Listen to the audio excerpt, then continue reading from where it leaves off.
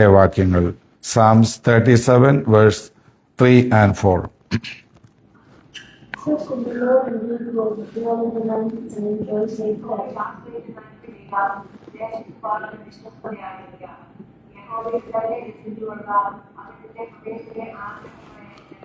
മതി. കർത്താവിന് മഹത്വം. ഇംഗ്ലീഷ് ഇവിടെ ഗ്ലോറിയ വായിച്ചത് കുഴപ്പമില്ല. സ്തോത്രം. മമ്മിയും വായിച്ചു. ഓക്കെ. യെസ്.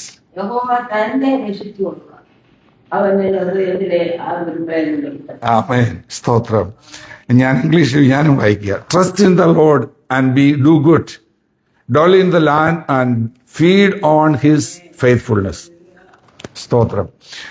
അതിന്റെ 1-ാം വാക്യത്തിൽ നമ്മൾ ഇങ്ങനെയാണ് വായിക്കുന്നത്: ദുഷ്പ്രവർത്തിക്കാരുടെ നിമിത്തം നീ മുഷിയരുത്, നീതികേട് പ്രവർത്തിക്കുന്നവരോട് അസൂയപ്പെടുകയും അരുത്. സ്തോത്രം. നമ്മൾ ആയിരിക്കുന്ന ഈ ലോകം എന്ന് പറയുന്നത് വലിയ ഒരു ക്രെഡിബിലിറ്റി ക്രൈസിസ് ഉള്ള ഒരു ലോകത്തിലാണ്. ആരെയും വിശ്വസിക്കാൻ പറ്റത്തില്ല, ഒന്നിനെയും വിശ്വസിക്കാൻ പറ്റത്തില്ല. പല ബിസിനസ്സുമായിട്ട് നമ്മെ പലരും സമീപിക്കാറുണ്ട്. പക്ഷേ അതിനകത്ത് വല്ലതും നമ്മൾ അകപ്പെട്ടു പോയാൽ ഭയങ്കര ചതിയിലാണ് അകപ്പെട്ടു പോകുന്നത്. അങ്ങനെയുള്ള ഒരു ലോകത്തിലാണ് നമ്മൾ ജീവിക്കുന്നത്. സ്തോത്രം. ഈ ദുഷ്പ്രവൃത്തി എന്ന് പറഞ്ഞാൽ, സ്തോത്രം, നമ്മൾ വായിക്കുന്നല്ലോ, evil doers, workers of iniquity.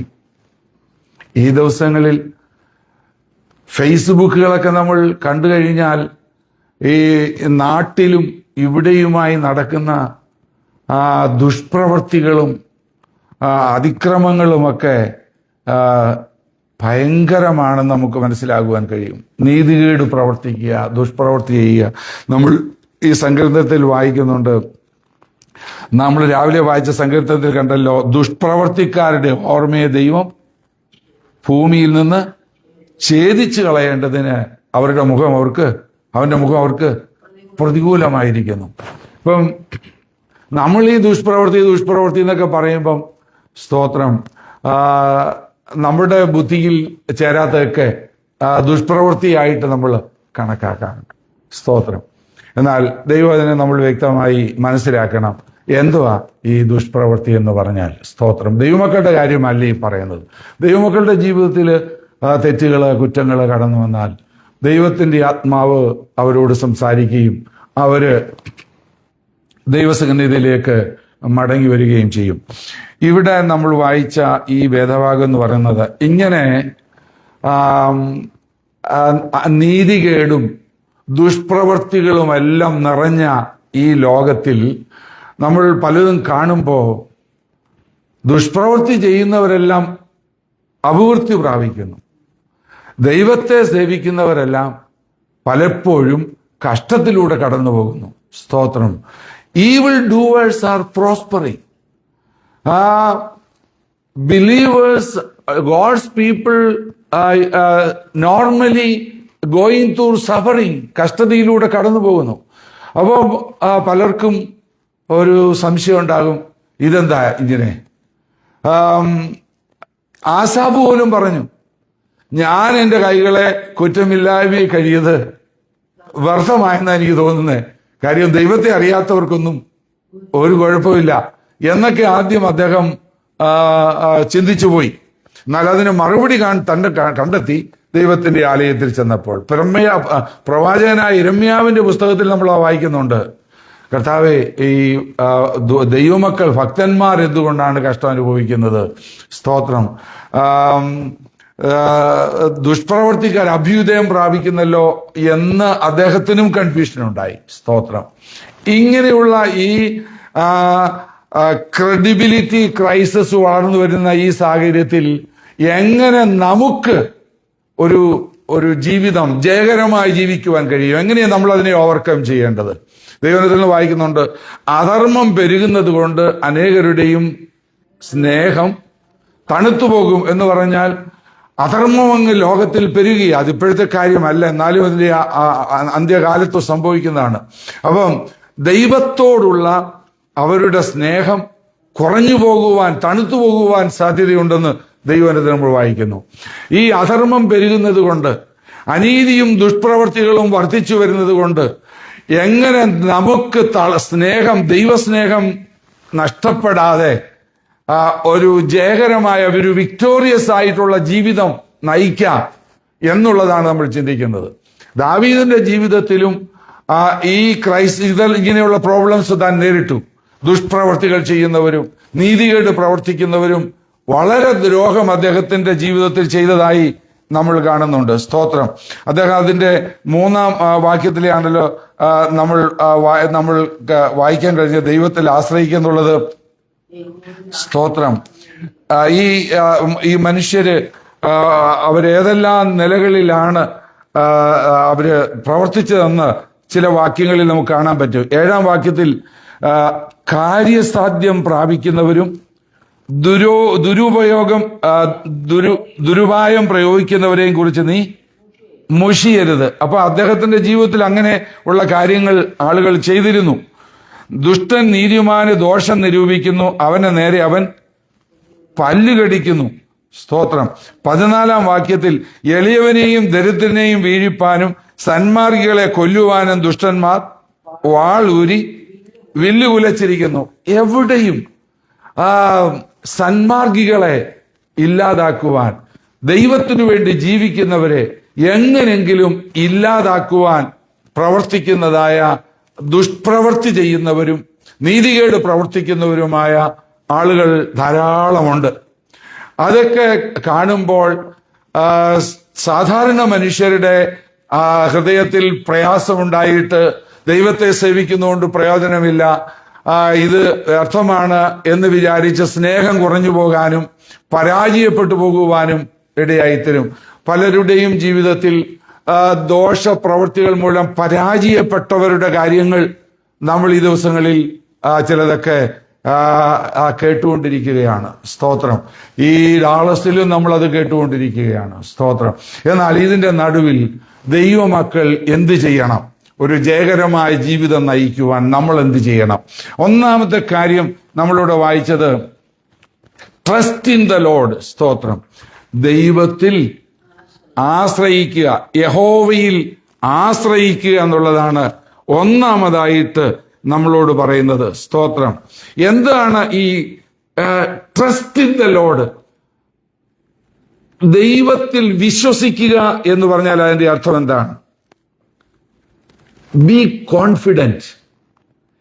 It conveys the idea of security, placing confidence in something or someone else.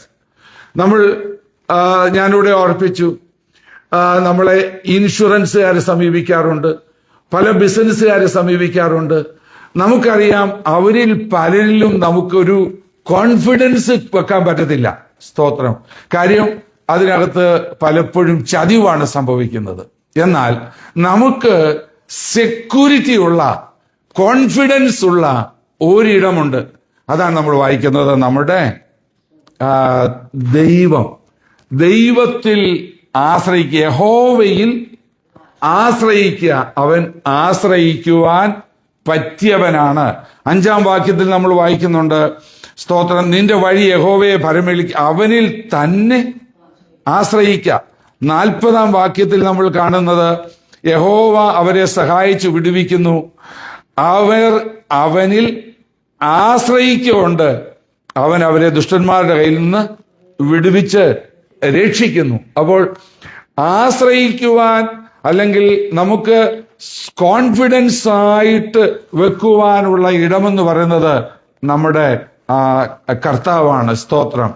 The feeling of safe and secure in our relationship, അതാണ് ട്രസ്റ്റ് ചെയ്യുക എന്ന് പറഞ്ഞത്. Trust in the Lord because he is worthy of our trust. നമുക്ക് ലോകത്തിലുള്ള പലതിനെയും ആശ്രയിക്കുവാൻ പറ്റാതിരിക്കുമ്പോൾ trust ചെയ്യുവാൻ പറ്റിയത് നമ്മുടെ ദൈവമാണ്. കാരണം he never fails to fulfil his promise. അവന്റെ വാഗ്ദത്തങ്ങൾ നിവർത്തിയാകുവാൻ അവൻ ഒരിക്കലും പരാജയപ്പെടത്തില്ല. അവൻ വാക്കുമാറത്തില്ല. പറഞ്ഞാൽ അതുപോലെ അവൻ നിവർത്തിക്കുന്ന ദൈവമാണ്. അവന്റെ സമയം അത് തെറ്റുകയില്ല. He will never fail to fulfill his promises. He will always keep his promises in time. He is worthy of our trust. Trust in the Lord. യഹോവയിൽ ആശ്രയിക്കുക. അത് മാത്രമല്ല, യഹോവയിൽ ആശ്രയിച്ച് നമ്മൾ എന്ത് ചെയ്യണം? നന്മ ചെയ്യുക.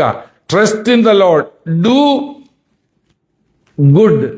ദൈവത്തിൽ ആശ്രയിച്ച് നമ്മൾ നന്മ ചെയ്യുക. സ്തോത്രം. ആ വാക്യത്തിന്റെ ഇംഗ്ലീഷ് ഞാൻ വായിച്ചപ്പോൾ എനിക്ക് വളരെ സന്തോഷം തോന്നി. സ്തോത്രം. Trust in the Lord and do good, dwell in the Lord, they dwell in the land and feed on his faithfulness. അത് മലയാളത്തിൽ അത്രയും ഉണ്ടോ എന്ന് എനിക്കറിയില്ല. യഹോവയിൽ ആശ്രയിച്ച് നന്മ ചെയ്യുക, ദേശത്തു പാർത്ത് വിശ്വസ്തതയാചരിക്കുക. നമ്മൾ ദേശത്തു പാർത്ത് വിശ്വസ്തയാചരിക്കാനാണ് മലയാളം നമ്മളോട് പറയുന്നത്. പക്ഷെ ഇംഗ്ലീഷ് നമ്മൾ എങ്ങനെയാ വായിച്ചത്? അത് ആ വാക്യത്തിൽ നമ്മൾ വായിക്കുന്നത് feed on his faithfulness. Feed on his faithfulness എന്ന് പറഞ്ഞാൽ എന്താ അതിന്റെ അർത്ഥം? സ്തോത്രം. ഫീഡ് ഓൺ, ദുഷ്പ്രവർത്തികൾ ദോഷം ചെയ്യുകയും അവർ പ്രോസ്പർ ആകുകയൊക്കെ ചെയ്യുന്നു. സ്തോത്രം. എന്നാൽ നമ്മൾ യഹോവയിൽ ആശ്രയിച്ച് നന്മ ചെയ്യുന്നത് മുടക്കാതെ നന്മ കണ്ടിന്യൂസ് ആയി ചെയ്തുകൊണ്ടിരിക്കുകയും, ഫീഡ് ഓൺ ഹിസ് ഫെയ്ത്ത്ഫുൾനെസ് എന്ന് പറഞ്ഞാൽ കഴിഞ്ഞ നാളുകളിൽ ദൈവം ഫീഡ് ചെയ്യുമെന്ന് പറഞ്ഞാൽ എന്താ? നമ്മൾ ഫീഡ് ചെയ്യുക, നമ്മൾ ഫുഡ് കഴിക്കുക. നമ്മൾ ഫുഡ് കഴിക്കുന്ന ഫീഡ് ചെയ്യുവാണ്. ഓക്കെ, നമ്മളുടെ ഫുഡ് നമ്മൾ ഫീഡ് ചെയ്യുക. അത് നമ്മുടെ ജീവിതത്തിൽ നമ്മളത് കഴിച്ച് നമ്മൾ പ്രയോജനപ്പെടുത്തുക. അപ്പൊ ദൈവത്തിന്റെ ഫീഡ് ഓൺ ഹിസ് ഫെയ്ത്ത്ഫുൾനെസ് എന്ന് പറഞ്ഞാൽ ദൈവത്തിന്റെ വിശ്വസ്തതയെ നമ്മൾ മെഡിറ്റേറ്റ് ചെയ്ത് അത് നമ്മുടേതാക്കുക. സ്തോത്രം. ദൈവം എപ്രകാരം വിശ്വസ്തനായിരുന്നിട്ടുണ്ട് അബ്രഹാമിനോട്, പിതാക്കന്മാരോട്. ആ ദൈവവചനത്തിൽ പറഞ്ഞിരിക്കുന്ന ഓരോ കാര്യങ്ങളിലും ദൈവം എത്രമാത്രം വിശ്വസ്തനായിരുന്നു. അത് നമ്മൾ ഫീഡ് ചെയ്യുക. സ്തോത്രം. ആ ദൈവം നമ്മുടെ ജീവിതത്തിൽ പറഞ്ഞ എത്രയോ കാര്യങ്ങൾ, സ്തോത്രം, ദൈവം ഒരു അല്പം പോലും തെറ്റാതെ അത് നിവർത്തിച്ച് തന്നിട്ടുണ്ട്. എന്തുകൊണ്ടാണ് ദൈവം അതങ്ങനെ ചെയ്തത്? ദൈവത്തിന്റെ വിശ്വസ്തതയാണ്. വ്യാജം പറയുവാൻ അവൻ മനുഷ്യനല്ല, അവൻ ഭോഷ്കു പറയത്തില്ല. അപ്പോഴാ ദൈവത്തിന്റെ വിശ്വസ്തതയെ നമ്മൾ ഫീഡ് ചെയ്യണം. സ്തോത്രം. നമ്മൾ വിശ്വസ്തരായിരിക്കണം. പക്ഷേ എപ്പോഴും വിശ്വസ്തനായിരിക്കണം. യഹോവയിൽ ആശ്രയിച്ച് നന്മ ചെയ്യുക, ദേശത്ത് പാർത്ത് വിശ്വസ്തയാചരിക്കുക. അപ്പം ദൈവത്തിന്റെ വിശ്വസ്തതയെ കൂടുതൽ ധ്യാനിക്കാനായിട്ട് മലയാളം നമ്മളോട് പറയുന്നില്ല. എന്നാൽ നമ്മളുടെ ജീവിതത്തിൽ സന്തോഷം വരുന്നത് ആ ദൈവത്തിന്റെ വിശ്വസ്തത. ഞങ്ങളുടെ പിതാക്കന്മാരോട് ദൈവം എത്രമാത്രം വിശ്വസ്തനായിരുന്നു. ഇസ്രായേൽ മക്കളോട് ദൈവം എത്രമാത്രം വിശ്വസ്തത കാണിച്ചു. അവര് പലപ്പോഴും അവിശ്വസ്തരായി, പിറുപിറുപ്പുകാരായി, ക്ഷീണിതരായി പിന്മാറിയിട്ടും ദൈവത്തിന്റെ വിശ്വസ്തതയ്ക്ക് ഭംഗം വരാതെ ദൈവം അവരുടെ വാഗ്ദത്തങ്ങളെല്ലാം നിവർത്തിച്ചു കൊടുത്തത് ദൈവത്തിന്റെ വിശ്വസ്തത കൊണ്ടാണ്. ആ ദൈവം എനിക്കും വിശ്വസ്തനായിരിക്കും എന്ന് നമ്മൾ ധ്യാനിക്കണം. We need to feed on his faithfulness. Trust in the Lord, do good and feed on his faithfulness. അവന്റെ വാഗ്ദത്ത വിശ്വസ്തതയെ നമ്മൾ ധ്യാനിക്കുന്നവരായിരിക്കണം. അങ്ങനെ നമ്മൾ ആ ദൈവത്തിൽ ആശ്രയിച്ചാൽ, സ്തോത്രം. നവോമി ഒരിക്കൽ രൂത്തിനോട് പറഞ്ഞൊരു വാചകം ഇങ്ങനെ ഞാൻ ഓർക്കുന്നു. 3-ാം അധ്യായത്തിന്റെ 18-ാം വാക്യത്തിൽ, രൂത്തിന്റെ പുസ്തകം 3:18 നാം ഇങ്ങനെ വായിക്കുന്നത്. സ്തോത്രം. ബോവസിന്റെ വയലിൽ കാല പറക്കുവാൻ പോയ രൂത്തിനോട്, സ്തോത്രം, നവോമി പറയുന്ന ഒരു വാക്കിങ്ങനെയാണ്. അതിന് അവൾ, എന്റെ മകളെ, ഈ കാര്യം എന്താകുമെന്ന് അറിവോളം നീ അനങ്ങാതിരിക്ക. ഇന്ന് ഈ കാര്യം തീർക്കും വരെ അയാൾ സ്വസ്ഥമായിരിക്കയില്ല. സ്തോത്രം. മകളെ, എൻ്റെ മകളെ, നീ 3-ാം അധ്യായത്തിന്റെ 18-ാം വാക്യമാണ്, രൂത്ത് 3:18. എൻ്റെ മകളെ, ഈ കാര്യം എന്താകുമെന്നറിയുവോളം നീ അനങ്ങാതിരിക്കുക. ഇന്ന് ഈ കാര്യം തീർക്കും വരെ അയാൾ സ്വസ്ഥമായിരിക്കുകയില്ല എന്ന് അവളോട് പറഞ്ഞു. അപ്പോൾ നവോമിയുടെ അവൾ ട്രസ്റ്റ് ചെയ്യുന്നത് എന്താ? സ്തോത്രം. അവൾക്കറിയാം, സ്തോത്രം, ഈ കാര്യത്തിനൊരു സെറ്റിൽമെന്റ് ചെയ്യുന്നവരെ അദ്ദേഹം സ്വസ്ഥമായിരിക്കുകയില്ല. നാം പ്രവാചക പുസ്തകത്തിൽ ഇങ്ങനെ വായിക്കുന്നുണ്ട്, ദൈവത്തെ ഓർപ്പിക്കുന്നവരെ യെരൂശലേമിനെ യഥാസ്ഥാനപ്പെടുത്തുവോളം നിങ്ങൾ അവന് സ്വസ്ഥത കൊടുക്കരുത്. നിങ്ങൾ ഇങ്ങനെ ഓർപ്പിച്ചുകൊണ്ടിരിക്കുക. സ്തോത്രം. ആ ദൈവം നമുക്ക് വേണ്ടി പ്രവർത്തിക്കും. സ്തോത്രം. ആ ദൈവത്തിന്റെ വാഗ്ദത്തങ്ങൾ നിവർത്തിയാകുവാൻ അവൻ ജാഗരിക്കും. അവന്റെ വാഗ്ദത്തങ്ങൾ നമ്മൾ പറഞ്ഞാൽ, അവന്റെ വചനങ്ങൾ നമ്മൾ പറഞ്ഞാൽ അത് നിവർത്തിയാകേണ്ടത് അവന്റെ കാര്യം നമ്മുടേതല്ല. വചനം അവന്റെ വചനമാ. ആ വചനം നിവർത്തിയാക്കുവാൻ അവനാണ് ബാധ്യസ്ഥൻ. സ്തോത്രം. ഭൂമിയിൽ ഇരുന്നു കൊണ്ട് ചില ആളുകൾ എന്റെ വചനം ക്ലെയിം ചെയ്യുന്നു, അത് നിവർത്തിച്ചു കൊടുക്കുക എന്ന് പറഞ്ഞ് ഏഞ്ചൽസിനോട് ദൈവം കൽപ്പിക്കും. അവന്റെ ആജ്ഞ അനുസരിക്കുന്ന വീരന്മാരായ ദൂതന്മാർ അങ്ങനെ കാവൽ നിൽക്കുകയാണ്. നമ്മുടെ ഓരോ ദൂതന്മാരുമുണ്ട്. അവരോട് ദൈവം പറയും, നോക്ക്, ഇന്നാല് ഭൂമിയിൽ ഇരുന്നു കൊണ്ട് എന്റെ വചനം അവര് റിപ്പീറ്റ് ചെയ്യുന്നു, അവര് ക്ലെയിം ചെയ്യുന്നു, അത് നിവർത്തിച്ചു കൊടുക്കുന്നു പറഞ്ഞ് ദൂതന്മാരെ ആക്കും. അതുകൊണ്ട് നമ്മൾ എന്ത് ചെയ്യണം? നമ്മുടെ ദൈവത്തിന്റെ സ്വഭാവം നമ്മൾ മനസ്സിലാക്കണം. അവന്റെ വാഗ്ദത്തങ്ങൾ ഒന്നുപോലും നിഷ്ഫലമായിട്ടില്ലെന്നാണ് നാം തിരുവചനത്തിൽ വായിക്കുന്നത്. സ്തോത്രം. പിതാക്കന്മാർ അത് ഓർപ്പിക്കുകയാണ്, ഞങ്ങളുടെ പിതാക്കന്മാരോട് നീ പറഞ്ഞ വാഗ്ദത്തങ്ങൾ ഒന്നുപോലും നിഷ്ഫലമായിട്ടില്ല. സ്തോത്രം. അപ്പോ നമ്മൾ ചെയ്യേണ്ടത് അവൻ കൽപ്പിച്ചതൊക്കെയും നമ്മളും അനുസരിക്കുന്നവരായിരിക്കണം. അത് നമ്മൾ മനസ്സിലാക്കണം. അവൻ എന്നോട് പറഞ്ഞതെല്ലാം ഞാൻ അതുപോലെ അനുസരിക്കണം.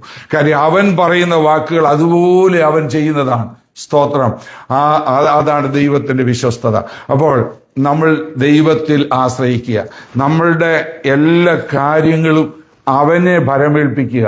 അവനെ നമുക്ക് ട്രസ്റ്റ് ചെയ്യാം. അവൻ നമ്മോട് വ്യാജം പറയത്തില്ല, അവൻ വാക്കുമാറത്തില്ല, അവൻ നിവൃത്തിയാക്കുന്ന ദൈവമാണ് എന്നോർത്ത് നമ്മൾ ദൈവസന്നിധിയിൽ ദൈവത്തെ ആശ്രയിക്കുക. ഇബ്താഖിനെ കുറിച്ച് നമ്മൾ ന്യായാധിപന്മാരുടെ പുസ്തകത്തിൽ വായിക്കുന്നുണ്ട്. ജഡ്ജസ് ചാപ്റ്റർ 11 വേഴ്സ് 11 നമ്മൾ വായിക്കുന്ന ഇബ്താഖ് ദൈവസന്നിധിയിൽ ചെന്ന് അവന്റെ കാര്യങ്ങളെല്ലാം അവൻ ദൈവത്തോട് അങ്ങ് തുറന്നു പറഞ്ഞു. ദൈവമേ, എൻ്റെ ഹിസ്റ്ററി ഇങ്ങനെയാണ്, എൻ്റെ ഫാമിലിയിലുള്ളവരൊക്കെ എന്നോട് ഇങ്ങനെയാണ് ട്രീറ്റ് ചെയ്തത്, എന്നാൽ എൻ്റെ ഉള്ള കാര്യം ഞാൻ നിന്നോട് പറയുന്നെന്ന് പറഞ്ഞ് മിസ്പയിൽ തീരുമാനത്തിന്റെ ഇടത്ത് ഉടമ്പടിയുടെ സ്ഥാനത്ത് എന്ന് ഇബ്താഖ് എല്ലാം ദൈവത്തോട് പറഞ്ഞെന്നാണ് നമ്മൾ വായിക്കുന്നത്. അതുപോലെ ദൈവത്തിൽ നമ്മൾ ആശ്രയിക്കുന്നുവെങ്കിൽ നമ്മൾ ഒരിക്കലും ലജ്ജിച്ചു പോകത്തില്ല. അടുത്ത വാക്യം വായിച്ച് ഞാൻ വേഗം മുമ്പോട്ട് പോകട്ടെ. സ്തോത്രം. ഇപ്പൊ നമ്മൾ ഈ ദുഷ്പ്രവൃത്തികൾ നിറഞ്ഞ, അനീതി നിറഞ്ഞ ഈ ലോകത്തിൽ ദൈവമക്കൾ ജയകരമായി ജീവിക്കുവാൻ എന്ത് ചെയ്യണമെന്നാണ് ഈ വാക്യത്തിൽ കൂടെ ഞാൻ ഓർപ്പിച്ചുകൊണ്ടിരിക്കുന്നത്. സ്തോത്രം. 4-ാം വാക്യം, യഹോവയിൽ തന്നെ രസിച്ചുകൊള്ളുക. സ്തോത്രം. Delight yourself in the lord. സ്തോത്രം. Delight yourself in the lord. സ്തോത്രം. എന്താണ് ഈ ഡിലൈറ്റ് ഇൻ ദ ലോർഡ് എന്ന് പറയുന്നത്? യഹോവയിൽ തന്നെ രസിച്ചുകൊള്ളുക. സ്തോത്രം. Our attitude towards the word of God is usually the mirror of attitude towards the God. ദൈവത്തിൽ നമുക്ക് എപ്രകാരം ആനന്ദമുണ്ട്. സ്തോത്രം. സ്തോത്രം. യഹോവയിൽ തന്നെ രസിച്ചുകൊള്ളുക. ഈ ലോകത്തിൽ ദൈവം നമ്മെ സൃഷ്ടിച്ചിരിക്കുന്നത് നമ്മൾ ആനന്ദിക്കേണ്ട ഒരു രീതിയിലാണ്. എല്ലാ മനുഷ്യർക്കും ആനന്ദം ആവശ്യമാണ്, സന്തോഷം ആവശ്യമാണ്, എൻജോയ്മെന്റ് ആവശ്യമാണ്. സ്തോത്രം.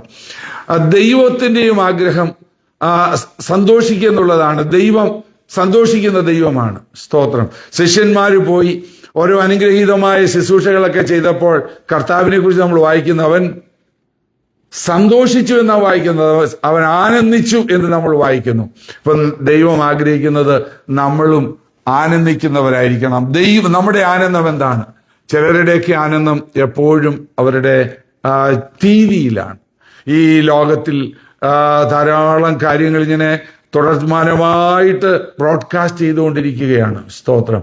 TV കാണുന്നതുകൊണ്ട് കുഴപ്പമൊന്നുമില്ല, അത്യാവശ്യമായ കാര്യങ്ങളെല്ലാം നമുക്ക് അതിൽ കൂടിയാണ് ലഭിക്കുന്നത്.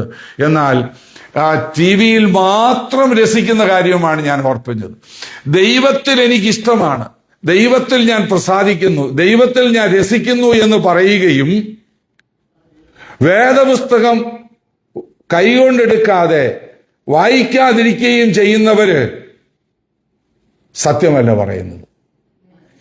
ദൈവത്തിൽ ഞാൻ രസിക്കുന്നു എന്ന് പറയുന്നവർ നിശ്ചയമായിട്ടും ദൈവവചനത്തിൽ സന്തോഷിക്കുന്നവരായിരിക്കും, അത് ധ്യാനിക്കുവാൻ ഇഷ്ടപ്പെടുന്നവരായിരിക്കും. സ്തോത്രം. വചനത്തോടുള്ള നമ്മുടെ ആറ്റിറ്റ്യൂഡാണ് ദൈവത്തോടുള്ള നമ്മുടെ ആറ്റിറ്റ്യൂഡിന്റെ തെളിവ്. അവർ attitude towards God reveals our attitude towards the word of God. ദൈവവചനത്തോട് നമ്മൾ എത്രമാത്രം ഇഷ്ടപ്പെടുന്നു, ധ്യാനിക്കുന്നു എന്നുള്ളതിന്റെ അടിസ്ഥാനത്തിലാണ് നമുക്ക് ദൈവത്തോട് നമ്മൾ ദൈവത്തിൽ ആനന്ദിക്കുന്നു എന്ന് പറയുന്നതിൽ നമുക്ക് മനസ്സിലാക്കുവാൻ കഴിയുന്നത്.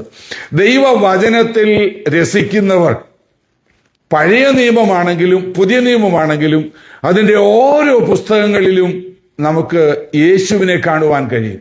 When a person delights in the word of God, he can see every page, even in New Testament and Old Testament, can see Jesus. യേശുവിനെ നിഴലുകളിൽ കൂടെയാണെങ്കിലും പൊരുളുകളിൽ കൂടെയാണെങ്കിലും നമുക്ക് ദൈവത്തിന്റെ യേശുവിനെ നമുക്ക് കാണുവാൻ കഴിയും.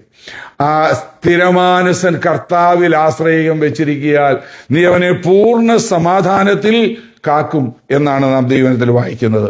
അടുത്തൊരു ഉത്തരവാദിത്വം എന്ന് പറയുന്നത് 5-ാം വാക്യം, നിന്റെ വഴി യഹോവയെ ഫരമേൽപ്പിക്കുക. 5th വേർഡ്സ് പറയുന്നത് commit your ways to the lord, trust also in him. നിന്റെ വഴി യഹോവയെ ഫരമേൽപ്പിക്കുക. Commit means what? Take something you have and totally release to somebody else. സ്തോത്രം.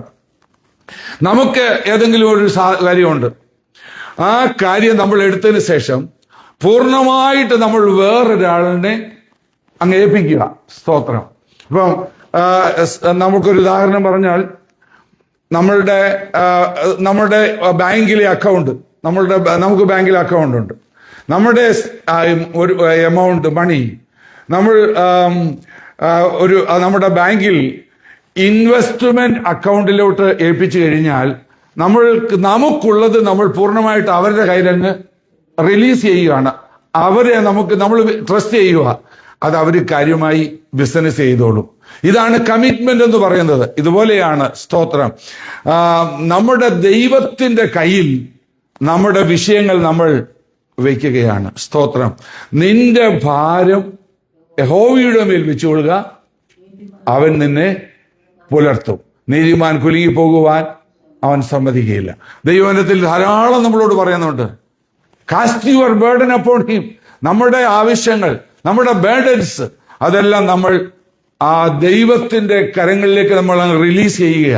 സ്തോത്രം. പലപ്പോഴും നമ്മൾ ചെയ്യാറുള്ളത്, ആരാധനയ്ക്ക് വരുമ്പോൾ, പ്രാർത്ഥിക്കുമ്പോൾ നമ്മൾ വലിയ പ്രാർത്ഥനയങ്ങ് പ്രാർത്ഥിക്കും. സ്തോത്രം. നമ്മുടെ ഭാരമെല്ലാം ദൈവത്തിന്റെ കയ്യിലോട്ട് നമ്മൾ ഏൽപ്പിച്ച് പ്രാർത്ഥിക്കും.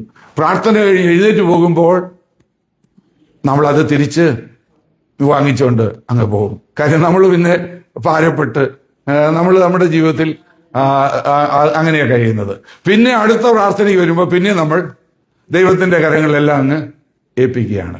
1 പത്രോസ് 5:7 വായിക്കുന്നത്, നിന്റെ ഭാരം യഹോവയുടെ മേൽ വെച്ചുകൊള്ളുക, അവൻ നിന്നെ പുലർത്തുമെന്നാണ്. സ്തോത്രം. അവൻ നിനക്കായി കരുതുന്നാകയാൽ നിങ്ങളുടെ സകല ചിന്താകുലവും അവന്റെ മേലിട്ടുകൊള്ളുകയും. സ്തോത്രം. എന്റെ ജീവിതത്തിലെ കാര്യം കൂടെ ഞാൻ പറയുന്നത്, പല കാര്യങ്ങൾക്കായിട്ട് ഞാൻ ദൈവത്തോട് പ്രാർത്ഥിച്ചിരുന്നു. സ്തോത്രം. സ്തോത്രം. എന്നാൽ സാഹചര്യം വരുമ്പോഴെല്ലാം ഞാൻ അത് എന്റെ കയ്യിലെടുത്തതിന് ശേഷം അത് ഹാൻഡിൽ ചെയ്യുവാനായിട്ട് ശ്രമിക്കുകയോ അതിനെക്കുറിച്ച് ഞാൻ വറി ചെയ്യുകയോ ചെയ്യുമായിരുന്നു. സ്തോത്രം. എന്നാൽ എനിക്കൊരു സീക്രട്ട് മനസ്സിലായി, അതിനകത്ത് യാതൊരു അർത്ഥവുമില്ല. സ്തോത്രം. ദൈവത്തിന്റെ കരങ്ങളിൽ അങ്ങ് ഏൽപ്പിച്ചേര്. ദൈവത്തിന്റെ ഇഷ്ടം എന്താണെന്ന് ദൈവം അത് ചെയ്തോളൂ. സ്തോത്രം. ദൈവത്തിന്റെ ഏറ്റവും ആഗ്രഹം നമ്മുടെ ഏറ്റവും നന്മയാണ്. സ്തോത്രം. So cast our burden, cast our care upon him. സ്തോത്രം. He will take care of it. അവൻ എപ്പോഴും നമ്മുടെ നന്മയാണ് ആഗ്രഹിക്കുന്നത്. When we commit our ways to the Lord, we take all the burden to the Lord. നമ്മുടെ എല്ലാ ഭാരങ്ങളും അവന്റെ മേൽ വെക്കുകയാണ്. നമ്മൾ തന്നെ ആ ഭാരങ്ങൾ ചുമന്നാൽ ക്ഷീണിച്ചു പോകത്തേ ഉള്ളൂ. നമുക്കതിന്റെ മേൽ ജയിക്കുവാനായിട്ട് കഴിയത്തില്ല. സ്തോത്രം. 7-ാം വാക്യത്തിൽ അടുത്തൊരു കാര്യം നമ്മൾ ഇങ്ങനെ വായിക്കുന്നത്, യഹോവയുടെ മുൻപാകെ മിണ്ടാതിരുന്ന് അവനായി പ്രത്യാശ. Rest in the lord. സ്തോത്രം. And wait patiently, be silent before the lord. കഴിഞ്ഞ ഒരു ദിവസം നമ്മൾ ചിന്തിച്ചല്ലോ, മിണ്ടാതിരുന്ന് ഞാൻ ദൈവമെന്ന് അറിഞ്ഞുകൊള്ളുക. സ്തോത്രം. സാഹചര്യങ്ങളുടെ മുമ്പിൽ മിണ്ടാതിരുന്ന് ദൈവമെന്ന് അറിഞ്ഞുകൊള്ളുവാൻ നമുക്ക് എങ്ങനെയാ സാധിക്കുന്നത്? സ്തോത്രം. അത് കഴിയണമെങ്കിൽ കഴിഞ്ഞ ദിവസം നമ്മൾ ചിന്തിച്ചതുപോലെ ദൈവത്തിന്റെ പരിശുദ്ധാത്മാവാകുന്ന നദി നമ്മുടെ ഉള്ളിൽ ഒഴുകുകയാണ്. ആ നദി ഒഴുകി നമ്മെ സന്തോഷമുള്ളവരാക്കി തീർക്കുകയും ആ നദി ആ പരിശുദ്ധാത്മാവ് നമ്മളോട് സംസാരിക്കുകയും ചെയ്യുന്നു. പലപ്പോഴും നമ്മൾ ചിന്തിക്കുന്ന ഒരു കാര്യം, നമ്മുടെ ജീവിതത്തിൽ വരുന്നൊരു കാര്യം, ദൈവമക്കൾ കർത്താവിനെ രക്ഷിതാവായി സ്വീകരിക്കുമ്പോൾ പരിശുദ്ധാത്മാവ് വചനം കൂടി ചേർന്ന് അവരുടെ ജീവിതത്തിൽ ഒരു വീണ്ടും ജനനം ഉണ്ടായിട്ട് പരിശുദ്ധാത്മാവ് അവരുടെ ഉള്ളിലേക്ക് വരുന്നു. സ്തോത്രം. ദൈവത്തിന്റെ ആത്മാവില്ലാത്തവർ ദൈവത്തിന് ഉള്ളവർ അല്ല. രക്ഷിക്കപ്പെട്ടവർക്കെല്ലാം ദൈവത്തിന്റെ ആത്മാവുണ്ട്. സ്തോത്രം. എന്നാൽ വചനത്തിൽ വേറൊരു കാര്യം കൂടെ പറയുന്നുണ്ട്, ആത്മാവിനെ അനുസരിച്ച് നടക്കണം. കർത്തൃ ദിവസത്തിൽ യോഹന്നാൻ ആത്മാവിലായി, ആത്മാവിലാകണം, ആത്മാവിനെ അനുസരിച്ച് ഇതെന്തുവാ? സ്തോത്രം. നമ്മൾ രക്ഷിക്കപ്പെട്ടു, ദൈവത്തിന്റെ ആത്മാവ് നമ്മളിൽ വന്നു, എന്നിട്ട് നമ്മൾ ദൈവാത്മാവിനോട് പറയുക, ആത്മാവെന്നിലുണ്ടല്ലോ, ഒരു കോർണറിൽ അങ്ങ് ഇരുന്നാട്ടെ, എന്റെ കാര്യങ്ങൾക്കൊന്നും ഇടപെടരുത്, ഞാൻ എന്റെ കാര്യങ്ങളൊക്കെ എന്റെ ബുദ്ധി ഉപയോഗിച്ച് എന്റെ ആ പ്ലാൻ അനുസരിച്ച് അതെല്ലാം ഞാൻ ചെയ്തോളാം. സ്തോത്രം എന്ന് പറഞ്ഞ് ദൈവത്തെ നമ്മൾ പരിശുദ്ധാത്മാവിനെ ഒരു റെസിഡന്റ് ആക്കി നമ്മളൊരു കോർണറിൽ ഇരുത്തുകയാണ്. അതിനല്ല പരിശുദ്ധാത്മാവിനെ നമുക്ക് തന്നേക്കുന്നത്. പരിശുദ്ധാത്മാവ് നമ്മുടെ ജീവിതത്തിൽ പ്രസിഡന്റ് ആയിരിക്കണം എന്ന് പറഞ്ഞാൽ നമ്മുടെ രാജ്യത്തെ ഭരിക്കുന്നത് നമ്മുടെ പ്രസിഡന്റാണ്. പ്രസിഡന്റാ തീരുമാനിക്കുന്നത് യുദ്ധവും കാര്യങ്ങളൊക്കെ. ഇതുപോലെ ദൈവത്തിന്റെ ആത്മാവിലാണ് നമ്മളെങ്കിൽ നമ്മളുടെ കാര്യങ്ങൾ കൺട്രോൾ ചെയ്യുന്നത് ആരായിരിക്കണം? പരിശുദ്ധാത്മാവായിരിക്കണം. അതാണ് ആത്മനിറവിലുള്ള ജീവിതം എന്ന് പറയുന്നത്. ആത്മാവിനെ അനുസരിച്ച് നമ്മൾ ജീവിക്കുമ്പോൾ, സ്തോത്രം, നമ്മുടെ ജീവിതത്തിൽ നമ്മുടെ ആഗ്രഹങ്ങളെ അവൻ സാധിപ്പിച്ചു തരും. എന്ന് പറഞ്ഞാൽ ആ ദൈവത്തിന് ഇഷ്ടമില്ലാത്ത ഒന്നും നമ്മുടെ ജീവിതത്തിൽ വരത്തില്ല ആഗ്രഹമായിട്ട്. കാര്യം ദൈവത്തിലല്ലേ നമ്മൾ ആശ്രയിക്കുന്നത്, ദൈവത്തിന്റെ ആത്മാവല്ലേ നമ്മൾ ഇരുന്നുകൊണ്ട് കൺട്രോൾ ചെയ്യുന്നത്. സ്തോത്രം. അപ്പോൾ നമ്മുടെ ആഗ്രഹങ്ങളെല്ലാം ദൈവത്തിന്റെ ഹിതപ്രകാരമുള്ള ആഗ്രഹങ്ങളെ ആകത്തുള്ളൂ. സ്തോത്രം. ഈ ആത്മനിറവിന്റെ അടയാളം എന്താണ്? ആത്മനിറവിന്റെ അടയാളം എന്താണ്? സ്തോത്രം. ഞാൻ ഇന്നലെ രാത്രി ഓർപ്പിച്ചു, പണ്ട് എൻ്റെ ചെറുപ്പകാലത്ത് പെന്തക്കോസ്തുകാരുടെ ഇടയിലുള്ള ഉപദേശമായിരുന്നു, പരിശുദ്ധാത്മാവിന്റെ ഏകവും പ്രത്യക്ഷവുമായ അടയാളമാണ് അന്യഭാഷ പറയുന്നത്. സ്തോത്രം. എന്നാൽ ദൈവവചനം നമ്മൾ പഠിച്ചാൽ ഏകവും പ്രത്യക്ഷവുമായ അടയാളം അന്യഭാഷയല്ല. പരിശുദ്ധാത്മാഭിഷേകം പ്രാപിക്കുന്നവർ അന്യഭാഷ പറയും. സ്തോത്രം. പക്ഷേ അന്യഭാഷ പറയുകയും ദൈവവചനത്തിന് അനുസരണമായിട്ടല്ലാതെ ജീവിക്കുകയും ചെയ്യുവാണെങ്കിൽ ആ അന്യഭാഷ പരിശുദ്ധാത്മാവിലാണെന്ന് നമുക്ക് നിശ്ചയിക്കാൻ പറ്റത്തില്ല. ഏകവും പ്രത്യക്ഷവുമാണ് ആ പരിശുദ്ധാത്മാവിന്റെ ആ നിറവ്, ആത്മജീവിതം എന്ന് പറയുന്ന അന്യഭാഷ എന്ന് പറഞ്ഞാൽ അവിടെ ഒരല്പം മിസ്റ്റേക്ക് വരും. ദൈവവചനം നമ്മൾ വായിക്കുമ്പോൾ ആത്മാവ് നിറഞ്ഞവരായി സ്തുതികളാലും സങ്കീർത്തനങ്ങളാലും ആത്മീയ ഗീതങ്ങളാലും തമ്മിൽ സംസാരിച്ചും ഹൃദയങ്ങളിൽ ദൈവത്തിന് പാടിയും കീർത്തനം ചെയ്തു വിരിപ്പീൻ, എപ്പോഴും നന്ദിയുള്ളവരായി അന്യോന്യം കീഴ്പ്പെട്ടിരിപ്പീൻ. അന്യോന്യം കീഴ്പ്പെട്ടിരിക്കുക. അപ്പൊ ആത്മാവിൽ നിറഞ്ഞൊരു വ്യക്തിയാണെങ്കിൽ ആ വ്യക്തിയുടെ സ്വഭാവം എന്തുമായിരിക്കും? അന്യഭാഷ പറയുക മാത്രമല്ല, പിന്നെ ആത്മാവിൽ നിറഞ്ഞവരായി സ്തുതികളാൽ അവരെപ്പോഴും ദൈവത്തെ സ്തുതിക്കും, സ്തുതികളാലും സങ്കീർത്തനങ്ങളാലും അവരുടെ ഹൃദയത്തിൽ എപ്പോഴും ദൈവത്തെ പാടി സ്തുതിച്ചുകൊണ്ടിരിക്കുക. എപ്പോഴും നന്ദിയുള്ളവരായിരിക്കും. Thank you Jesus, thank you Jesus. ഇപ്പൊ ഞങ്ങളുടെ ജീവിതത്തിൽ പല കാര്യങ്ങൾക്കും ഒന്നും മറുപടി ഒന്നും കിട്ടുന്നില്ലല്ലോ, പിന്നെന്താ നന്ദി പറയാനാ? നന്ദി പറയാൻ വല്ലതും ഉണ്ടോ? സ്തോത്രം. നമ്മളിവിടെ രാവിലെ പാടിയല്ലോ, എണ്ണിയാൽ എണ്ണിയാൽ തീരാത്ത നന്മകളാ ദൈവം ഓരോന്നും ചെയ്തേക്കുന്നത്. നമ്മൾ ഓർക്കുന്നില്ലെന്നേ ഉള്ളൂ. നമ്മൾ ഇന്നിവിടെ വന്നിരിക്കുന്നത് തന്നെ ദൈവത്തിന്റെ മഹാത്ഭുതമാണ്. കഴിഞ്ഞ നാളുകൾ നമുക്ക് പല അത്ഭുതങ്ങൾ വിവരിക്കാൻ പറ്റും പലരുടെയും കാര്യങ്ങളിൽ. മിസ്രയീമിൽ, ചെങ്കടൽ തീരത്ത്, യോർദാനിൽ, സിംഹക്കുഴിയിൽ ദാനിയേലിനു വേണ്ടി, പൗലോസിനു വേണ്ടി, ശീലാസിനു വേണ്ടി കാരാഗൃഹത്തിൽ, ശദ്രക്ക് മേശക്കിനു വേണ്ടി തീച്ചൂളയിൽ, യോസഫിനു വേണ്ടി കാരാഗൃഹത്തിൽ, ഇതെല്ലാം ദൈവം ചെയ്ത അത്ഭുതങ്ങളാ. പക്ഷേ മാത്രമല്ല, നമ്മുടെ ജീവിതത്തിൽ ചെറുപ്പം മുതൽ ഓരോരോ കാര്യങ്ങൾ ചെയ്തത് നമ്മളൊന്ന് ചിന്തിക്കുവാണെങ്കിൽ ദൈവം അതൊരു അത്ഭുതമാണല്ലോ. ദൈവം ഞാൻ അവിടെ രക്ഷപ്പെട്ടത് ഒരു അത്ഭുതമാണല്ലോ, അവിടെ ഞാൻ വിടുതൽ പ്രാപിച്ച ഒരു അത്ഭുതമാണല്ലോ. ഈ നിലകളിൽ ദൈവം ചെയ്ത അത്ഭുതങ്ങളെ നമുക്ക് ഓർക്കുവാൻ, വർണ്ണിക്കുവാൻ കഴിയും. അപ്പോൾ നമുക്ക് നന്ദിയുള്ളവരായിരിക്കാനേ പറ്റത്തുള്ളൂ. നന്ദി യേശുവേ, നന്ദി യേശുവേ, നന്ദി യേശുവേ. ആത്മാവ് നിറഞ്ഞവര് എപ്പോഴും ദൈവത്തിന് നന്ദിയുള്ളവരെ. തമ്മിൽ സംസാരിക്കുക, സ്തോത്രം. തമ്മിൽ സംസാരിക്കുക എന്ന് പറഞ്ഞാൽ എന്താ? സ്തോത്രം. താഴ്മ, സബ്മിസീവ് ആയിരിക്കുക. നമ്മൾ പറയുമ്പം ഭാര്യ ഭർത്താവിന് കീഴ്പ്പെട്ടിരിക്കണം, ഭാര്യ ഭർത്താവിന്, അത് മാത്രമേ ഉള്ളൂ. സ്തോത്രം. എന്നാൽ ഭാര്യ ഭർത്താവിന് കീഴ്പ്പെട്ടിരിക്കുക എന്ന് മാത്രമല്ല, എല്ലാവരും ക്രിസ്തുവിന്റെ ഭയത്തിൽ അന്യോന്യം കീഴ്പ്പെട്ടി. അതെങ്ങനെയാ പറ്റുന്നത്? ഞാൻ പറയുന്നത് മാത്രമാ ശരിയെന്ന് പറയുകയാണെങ്കിൽ വേറെ ആർക്കും അവർക്ക് കീഴ്പ്പെട്ടിരിക്കാൻ പറ്റത്തില്ല. വേറെ ആരും പറയുന്നത് അവർ സ്വീകരിക്കത്തില്ല. കാര്യം എന്താ? അവരെക്കാൾ എല്ലാം അറിയാവുന്ന എനിക്കാണ്. ഞാൻ പറയുന്നതാണ് ശരി, ഞാൻ പറയുന്നത് മാത്രമേ ഉള്ളൂ ശരി. സ്തോത്രം. അതുകൊണ്ട് പിന്നെ അവർ പറയുന്നത് എനിക്ക് കേൾക്കേണ്ട കാര്യമില്ല. എത്രയോ പേരാണ് അങ്ങനെ ജീവിക്കുക. എനിക്ക് ധാരാളം പേരെ അറിയാം. സ്തോത്രം.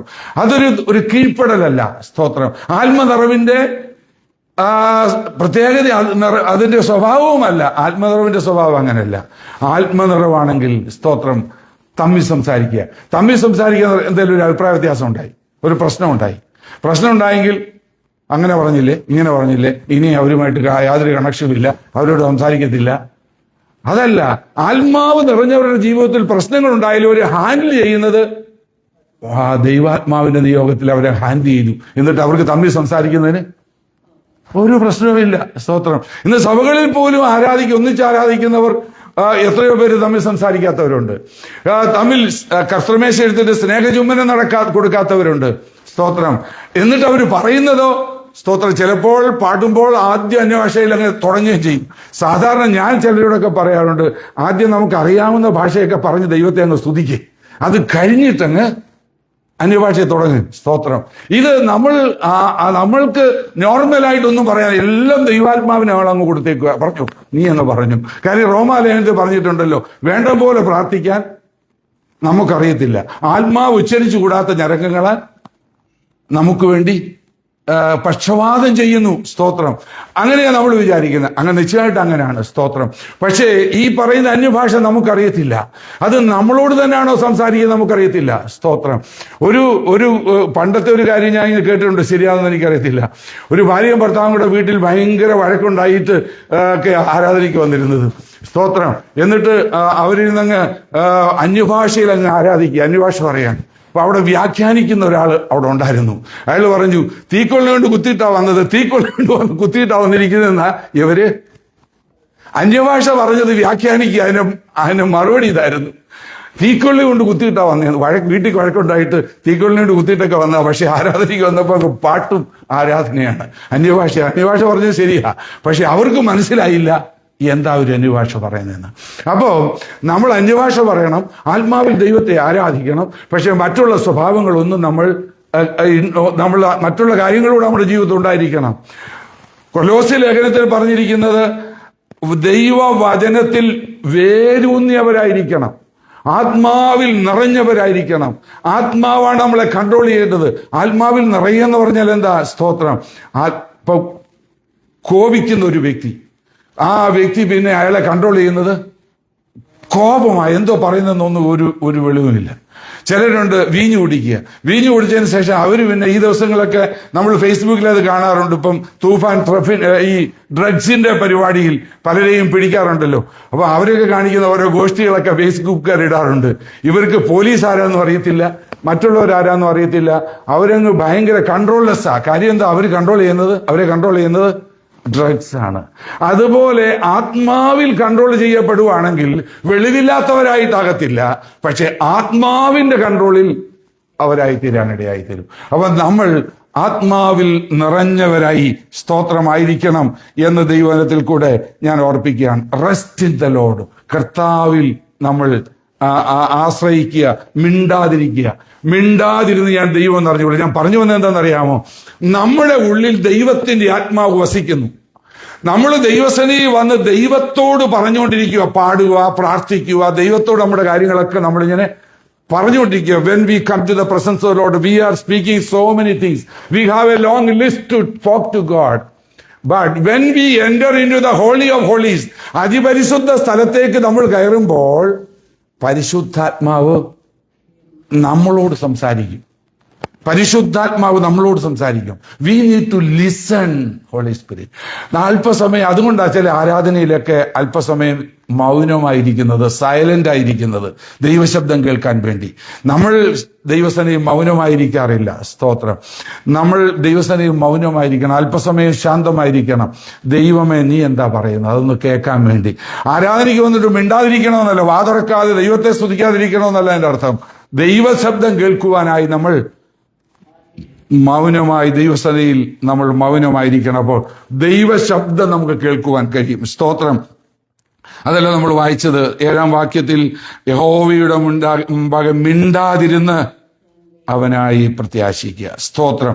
താഴെ നമ്മൾ വായിക്കുന്നുണ്ട് 8-ാം വാക്യം, അതിൽ വായിച്ച് ഞാൻ നിർത്തുകയാണ്. കോപം കളഞ്ഞ് ക്രോധം ഉപേക്ഷിക്കുക, മുഷിഞ്ഞു പോകരുത്, അത് ദോഷത്തിന് ഏത് ഭാഗത്തേ ഉള്ളൂ. നമ്മൾ വായിച്ച ആദ്യത്തെ ഭാഗം നമ്മൾ മറക്കരുത്.